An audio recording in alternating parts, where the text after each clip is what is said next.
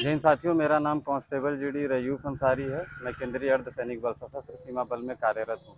मैंने हलिया थाना क्षेत्र अंतर्गत देवरी बाजार में ज़मीन खरीदकर 2 कमरे के मकान का निर्माण किया था, जिसके प्लास्टर का काम बाकी था और मेरी छुट्टी ख़त्म हो गई थी और मैं वापस ड्यूटी ज्वाइन कर लिया। जिस दौरान संतोष कुमार नाम के स्थानीय दबंग ने सरंगाई बस मेरे घर पर कब्जा कर लिया।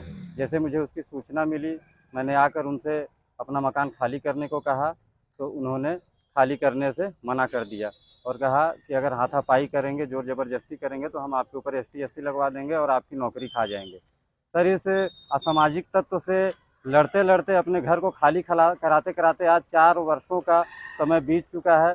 मैं परेशान और हताश हो चुका हूँ। उसने मेरे ऊपर मेरे घर में घुसने के पश्चात उल्टा मुकदमा चला रखा है। बताइए, मैं अपने ही घर में रहने के लिए मुकदमा लड़ूंगा? बताइए, जिस समय मैंने वो घर बनवाया मैं छत्तीसगढ़ में तैनात था। वो इतनी टफ सिचुएशंस का पैसा मैंने उस घर में लगा रखा है। मेरा ज़मीर गवाही नहीं देता है कि मैं अपने ही घर में लगाए हुए पैसे के लिए मुकदमा लड़ूं, उसमें रहने के लिए मुकदमा लड़ूं। मैं अभी पिछले सोमवार को फिर यहाँ आया था, रिक्वेस्ट की थी, मीडिया के साथी बंधुओं के माध्यम से रोकर गिड़गिड़ाकर जो बन सका मुझसे उस तरीके से मैंने रिक्वेस्ट की, अपनी बात पहुंचाई, कहा कि मेरा घर खाली करा दीजिए, मेरा घर मुझे वापस दिला दीजिए। आज 1 हफ्ते का समय बीत चुका है। वो सरहंग, वो गुंडा आज भी खुलेआम हमारे सभ्य समाज में घूम रहा है, जबकि ऐसे असामाजिक तत्वों की जगह मेरे हिसाब से सलाखों के पीछे होनी चाहिए। मैं अकेला परेशान हूँ, आज यहाँ अकेला खड़ा हूँ। कल ये किसी के भी साथ हो सकता है, किसी के परिवार के साथ भी हो सकता है। आज मेरे साथ हुआ है, कल आपके साथ, कल किसी और के साथ, कल आपके और हमारे बच्चों के साथ हो सकता है। मैं अकेला खड़ा हूँ, मेरे साथ कोई नहीं है, लेकिन आप लोगों से आग्रह है कि आप लोग आगे आइए, मेरी बात को आगे पहुँचाइए। जब हर बार मेरी छुट्टी समाप्त हो जाती है और इस बार भी वही हो रहा है।